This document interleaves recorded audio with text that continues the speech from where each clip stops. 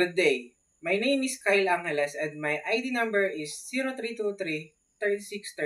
Today, I will be interviewing a professional from the IT BPO industry. As a part of my course requirement, let's learn from their experience and journey. Let's begin.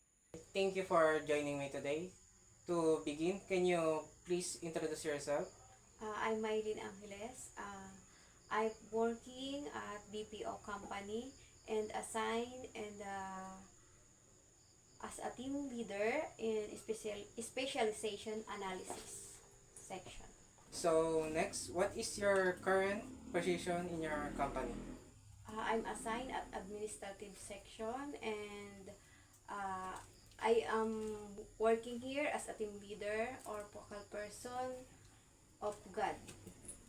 Next, which company are you connected with?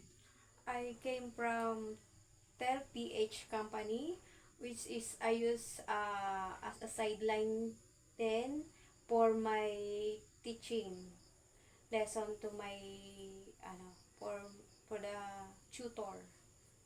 So next, how long have you been working this company? I'm working here for 21 years. What motivated you to join IT BPO industry? I choose this career because of the career growth, global opportunities, and more learning skills. Next, what do you like the most about being connected with your current employer? Uh, I appreciate the work, supportive culture, and opportunities for new learning. Okay, next, how do you see your company contributing to this community or city?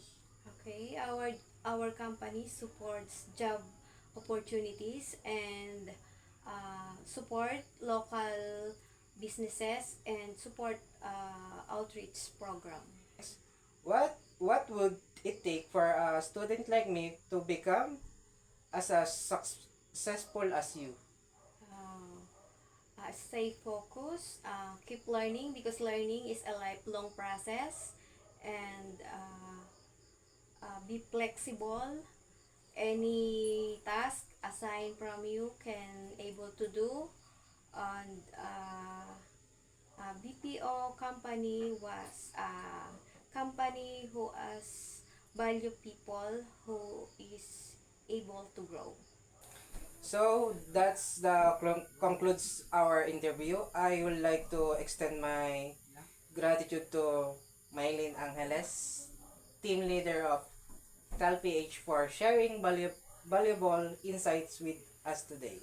Thank you po. This interview was conducted on December 10 at 3 p.m. in Residenza. Thank you for watching.